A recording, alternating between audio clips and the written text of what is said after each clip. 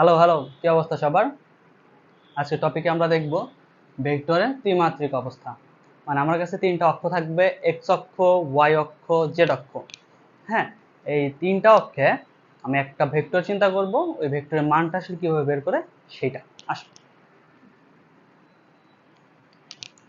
ধরো আমার কাছে তিনটা অক্ষ আছে, এইটা এক্স অক্ষ, এইটা ওয়াই অক্ষ, এইটা জেড অক্ষ। তো এই তিনটা অক্ষে আমি একটা ভেক্টর নিচ্ছি, এটা হইল এ ভেক্টর। হ্যাঁ, এটার স্থানাঙ্ক হইল x, a y, a z. হ্যাঁ, এখন এক্স আর ওয়াই এই তলে একটা লম্ব চিন্তা করব।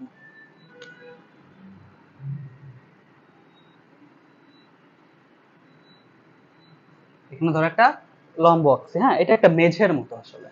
তো এক্স ওয়াই তলে এখান থেকে একটা লম্ব আঁকছি। আচ্ছা, এখন এই বিন্দুটা মিলাই দিলাম।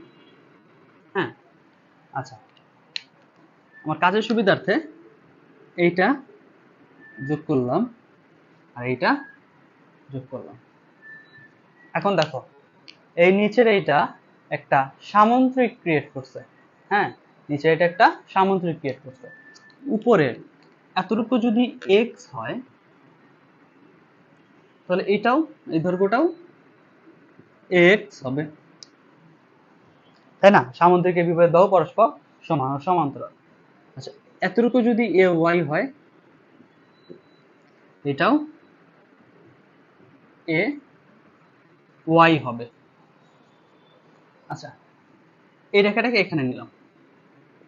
আচ্ছা, এতটুকু যদি এ জেড হয়, এতটুকু যদি এ জেড হয়, তাহলে এখানে এতটুকু এ জেড, কারণ এই দুইটা সমান্তরাল, তাহলে এটা হবে এ জেড।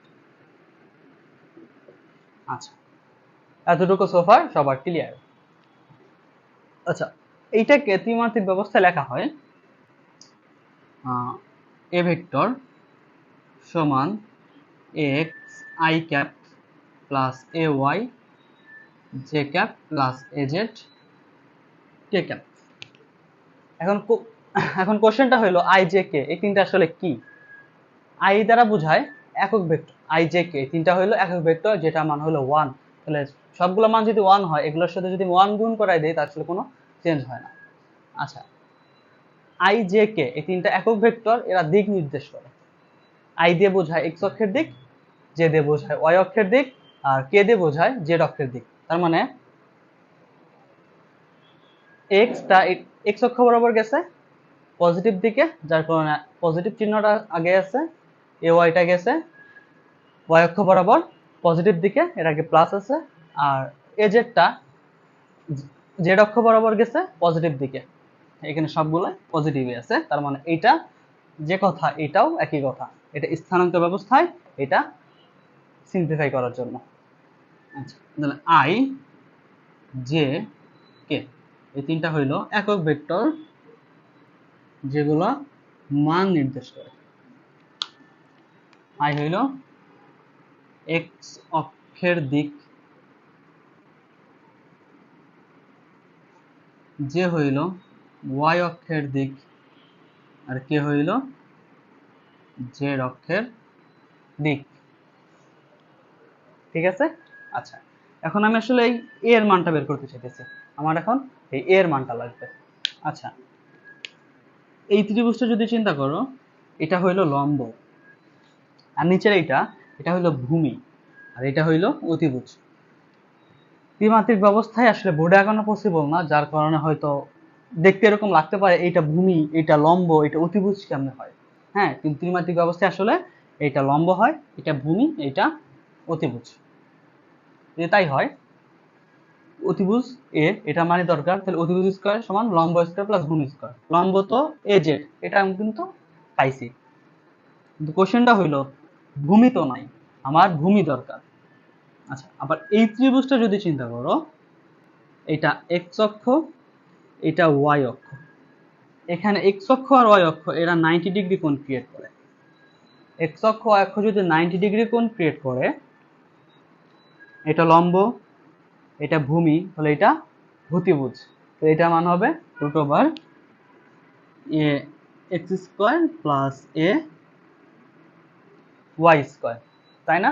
এখন এটাতে যদি আসি, এটা লম্ব, এটা ভূমি, এটা অতিভুজ। অতিভুজ স্কোয়ার সমান লম্ব স্কোয়ার প্লাস ভূমি স্কোয়ার। তো এর মান হবে এখানে লম্ব স্কোয়ার সেটা হলো এজেড স্কোয়ার প্লাস ভূমি রুট ওভার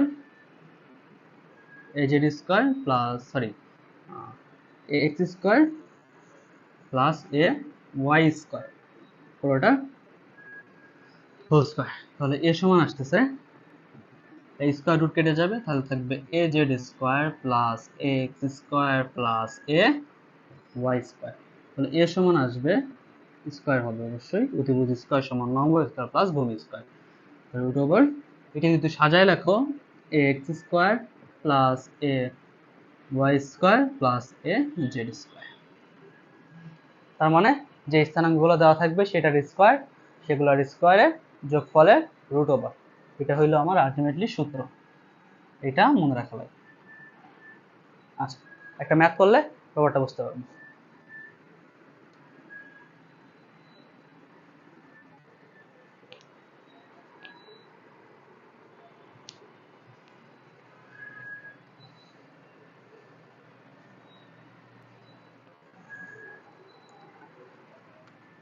দেখো, এই একটা ভেক্টর, সেটা হইল 5 6 3 এর মান। দেখো, এটা x, এটা ay, এটা az, তাহলে a সমান হবে root over a x square plus a y square plus a z square. x হলো 5, 5 এর স্কয়ার, ay টা হলো 6, 6 এর স্কয়ার, az টা হলো 3, 3 এর স্কয়ার। এখান থেকে অ্যান্সার করব। আচ্ছা, আরেকটা যদি চিন্তা করো, যদি মাইনাস থাকে তখন আসলে ব্যাপারটা কেমন হবে? -5 6 7 এর মান,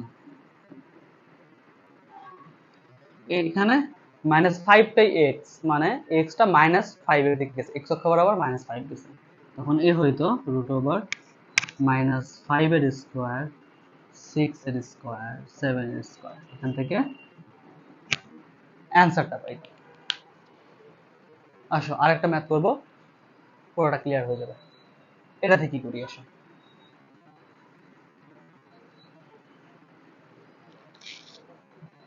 6 এর আগে একটা মাইনাস দাও। ওকে, 1 নম্বর কোশ্চেনটা হইল এক্স ওয়াই তলে এ ভেক্টরের মান।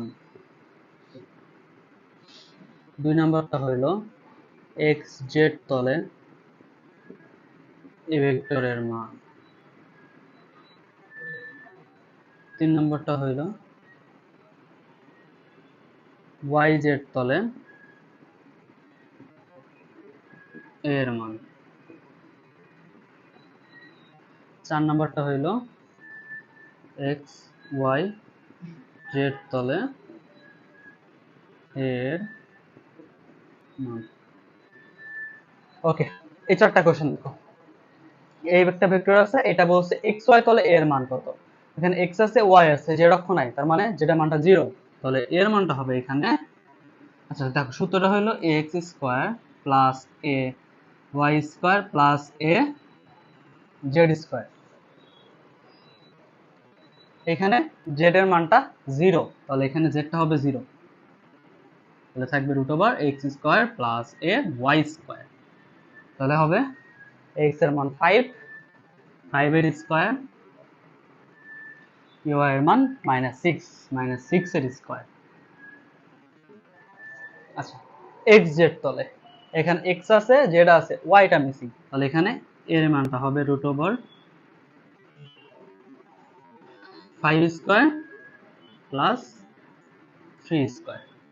এটাতে আসো, ওয়াই জেড তলে এর মান, এখানে এক্সটা মিসিং, তাহলে এর মানটা হবে, এ থাকবে না এখানে, -6 এর স্কোয়ার প্লাস 3 স্কোয়ার।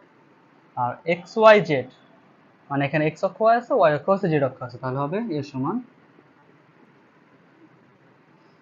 আচ্ছা, এর মান যেহেতু মানকে এইভাবে প্রকাশ করে, মানে ভেক্টর চিহ্নটা থাকবে না আর কি। মান যেহেতু বের করতেছি ভেক্টর চিহ্নটা থাকবে না। Root over